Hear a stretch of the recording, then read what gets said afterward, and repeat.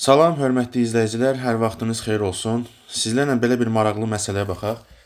Məsələnin şərtində deyir ki, su motoru 6200 joule enerji sərf etməklə dərinliyi 6 metr olan quyunun dibindən kütləsi 20 kiloqram olan suyu boru vasitəsilə çıxarır və 2 metr per saniyə sürətlə çölə tökür. Borunun faydalı iş əmsalını faizlərlə hesablayın. Mexanizmlər üçün faydalı iş əmsalının düsturu ETA bərabərdir. Faydalı iş bölək tam iş vuraq 100%. Bu ifadəsilə hesablanılır. İndi burada su motoru 6200 joule enerji sərf etməklə müəyyən kütləli suyu 6 metr hündürlüyə qaldırır. Deməli, su motorunun mühərrikinin 6000 joule enerji sərf etməklə gördüyü iş burada tam iş olacaq. Yəni öz mühərrikinin gücü hesabına gördüyü iş tam iş olacaq. Və həmin o tam iş mühərrikin sərf etdiyi enerjiyə bərabər olacaq. 6200 joule-a bərabərdir. 6200 joule-a bərabərdir.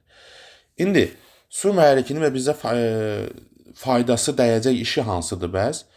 20 kiloqram suyu 6 metr dərinlikdən çıxartmaqla burada mühərrik ağırlıq qüvvəsinə qarşı iş görür. Yəni mühərrikin gücü hesabına ağırlıq qüvvəsinə qarşı iş görülür. Burada 20 kiloqram kütləli su 6 metr dərinliyindən çıxarılır və həmin çıxarılan suya müəyyən bir kinetik enerji verilir. Yəni 2 metr per saniyə sürət verilibsə, deməli həmin suya bir kinetik enerji verilir. Onda bu iki enerjinin cəmi, yəni ağırlıq qüvvəsinə qarşı görülən işlə suya verilən kinetik enerjinin cəmi mv kvadratı bölünsün 2.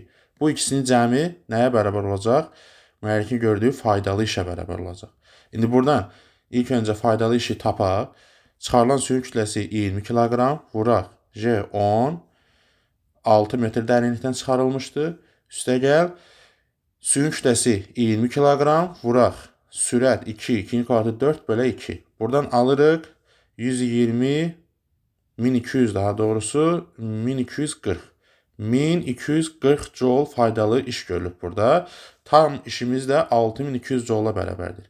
İndi su motorunun faydalı iş əmsalı üçün ifadəni yazsaq, faydalı iş bizdə neçə oldu? 1240, 1240 joule bölək tam iş.